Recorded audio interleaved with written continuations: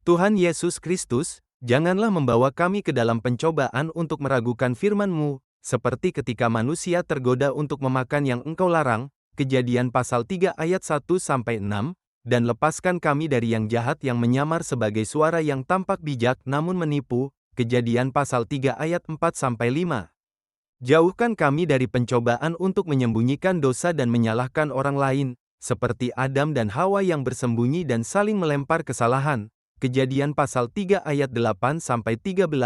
dan lepaskan kami dari yang jahat yang membuat hati takut untuk mengakui kebenaran. Janganlah membawa kami ke dalam pencobaan iri hati dan amarah, seperti yang menguasai Kain terhadap Habel, Kejadian pasal 4 ayat 3-8, dan lepaskan kami dari yang jahat yang mendorong tangan melakukan kekerasan terhadap sesama. Jauhkan kami dari pencobaan untuk membiarkan dosa berkuasa tanpa pertobatan, seperti manusia yang kejahatannya besar di bumi sebelum air bah, Kejadian pasal 6 ayat 5, dan lepaskan kami dari yang jahat yang merusak hati, pikiran, dan jalan hidup. Janganlah membawa kami ke dalam pencobaan kesombongan dan keinginan mencari nama bagi diri sendiri, seperti dalam pembangunan Menara Babel, Kejadian pasal 11 ayat 4, dan lepaskan kami dari yang jahat yang memecah manusia melalui keangkuhan.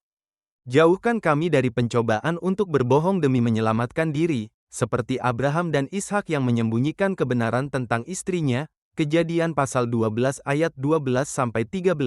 Kejadian pasal 26 ayat 7, dan lepaskan kami dari yang jahat yang membuat dusta tampak aman. Janganlah membawa kami ke dalam pencobaan kecemburuan dan kebencian dalam keluarga, seperti yang terjadi pada saudara-saudara Yusuf, Kejadian pasal 37 ayat 4, Kejadian pasal 37 ayat 18-28, dan lepaskan kami dari yang jahat yang merusak kasih persaudaraan.